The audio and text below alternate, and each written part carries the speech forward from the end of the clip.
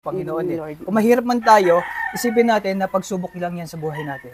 Pagsubok yan na binibigay ng Panginoon dahil bandang huli, pag nalagpasan natin ang ganyang pagsubok, hindi natin alam kung anong biyaya ang ibibigay niya. Totoo po yun. Kagaya nga sabi ko, hindi namin akalain na mangyayari na makikilala nyo, makikita nyo yung anak ko na matutulungan nyo. Kaya nga sabi ko, hindi ko akalain na isa si Buboy sa mabibigyan ng blessing na gano'n na talagang namumroblema ako na wala akong pambiling gatas, diaper, bigla kayong dumating na gano'n na sabi nyo, bibili lang kayong hopya. Diba? Sa hilig ko sa hopya, ayan. Wala, bumibili nga po ako sa labas, wala. Wala po. At dahil dyan sa hopya na yan, ang dami nagbigay ng hopya sa akin. Pero amen, God is good naman dahil alam niyo kung bakit.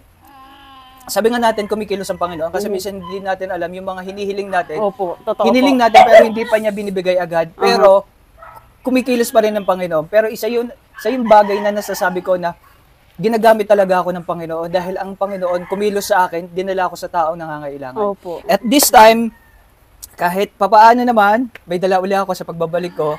Sobrang busy, naging busy lang ako, pero at least kahit papaano, dumating yung point na pagkikita natin, okay na ikaw. Okay na yung nararamdaman mo kasi napakahalaga kasi yung maging kalmado na tayo sa puso't isipan natin na okay na tayo sa pamilya mo. Although ganyan naman si Joshua, at least kahit papaano, kumikilos pa rin ng Panginoon para sa atin, magiging okay din ang lahat. Kaya nga po.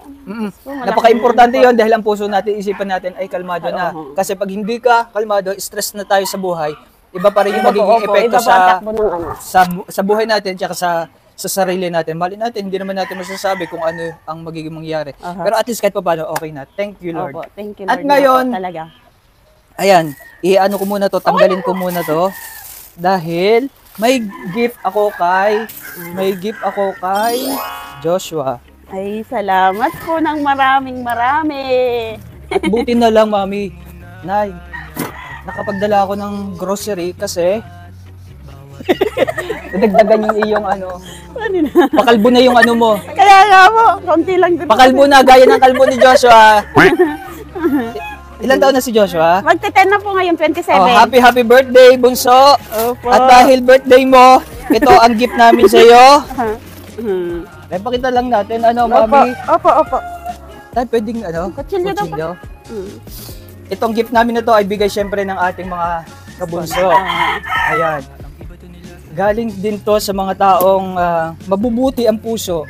Sabi ko nga, napakadami pa ring tao dito sa mundo ang may ganitong puso. Kaya nga po. Oo, kaya God is good.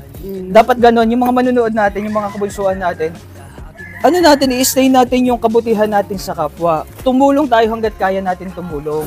Hindi yung poproblemahin natin yung kapwa natin dahil sa nakikita nating, kung ano man nakikita nyo sa kapwa ninyo, kung nahihirapan man sila, tulungan natin.